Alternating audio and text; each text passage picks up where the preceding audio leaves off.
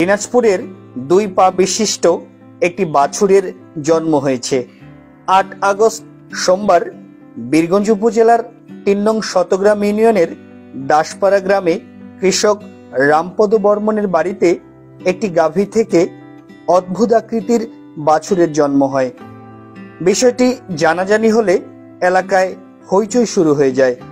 অদ্ভুত আকৃতির বাছুরটি এক নজর দেখতে বাড়ি ছুটে যায় এলাকার শত শত মানুষ।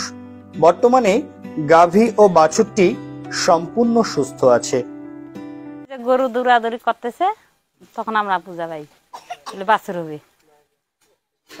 তারপর আমাদের বাড়িওয়ালা নিয়ে আসলো, একটা মহিলাকে নিয়ে আসিয়া খাইসলা করলো। দেখতেছে মাথা নাই, না পা নাই, খালি মাথা আসতেছে।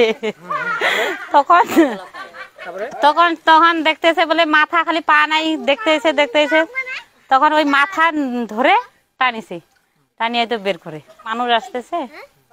আচ্ছা, কি বলে লোকজন? কি বলে আর বলে এটা আল্লাহর দান, ভগবানের দান। মানে 11টা খাওয়া 11টার দিক ওই প্রসব হওয়ার পরে দেখি পাওয়া নাই আর কি। এলাকা কি করবে, মালিকের নীলা খেলা। এই বাছুরটাকে খাওয়া দাওয়া করতে কেমন কষ্ট হচ্ছে? এখন ওই যে কলাই নিয়ে খাওয়া লাগে, কি করিবে। পশু জীব এখন মালিক দিছে।